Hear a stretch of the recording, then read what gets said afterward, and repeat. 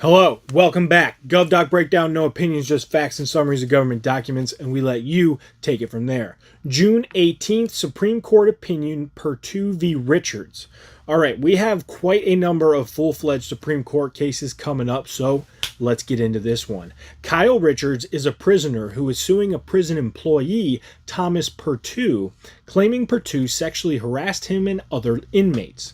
Richards also claimed Perttu destroyed official complaints and threatened to stop Richards from filing more.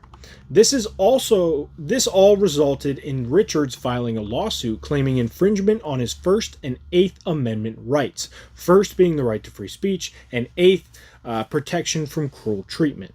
However, there is a wrinkle in Richards' situation. There is a law called the Prison Litigation Reform Act, PLRA, Plura, and Plura says that prisoners must try to resolve their issues through the prison's internal complaint system before they can sue in the court. This is called exhaustive administrative remedies. So now what's happening is Richards is saying he was not able to abide by rules set forth in the Prison Litigation Reform Act because Perttu was effectively blocking him from accessing the system by destroying complaints, etc.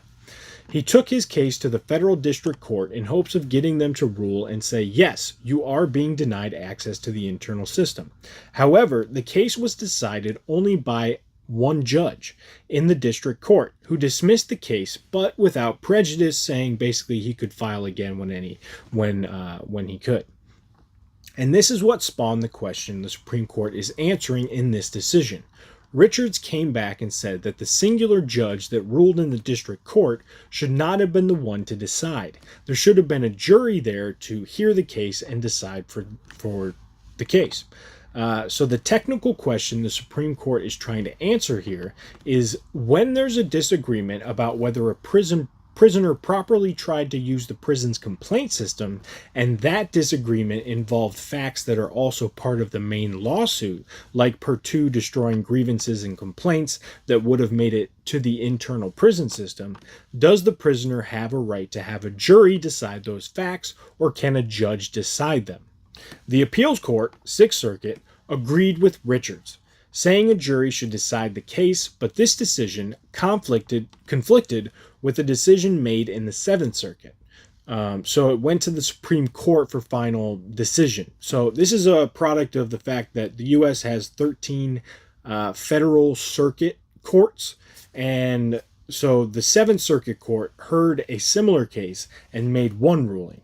And now the Sixth Circuit heard another case and have their ruling. And their precedent that's being set is only basically usable in their jurisdiction. But since they're now conflicting, the Supreme Court automatically has to make a decision and tell them who is in the right. So, went to the Supreme Court.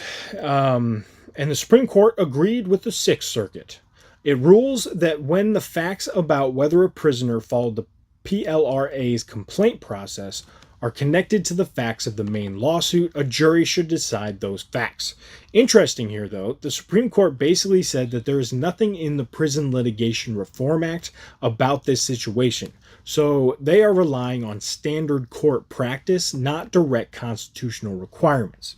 And standard court practice for this thing is to err on the side of caution and respect the Seventh Amendment that gives you the right to a jury trial. So, if the main lawsuit gets a jury and the issue arising from the main lawsuit share the same facts, there should be a jury trial for the second issue. That's basically what's being decided here, point blank.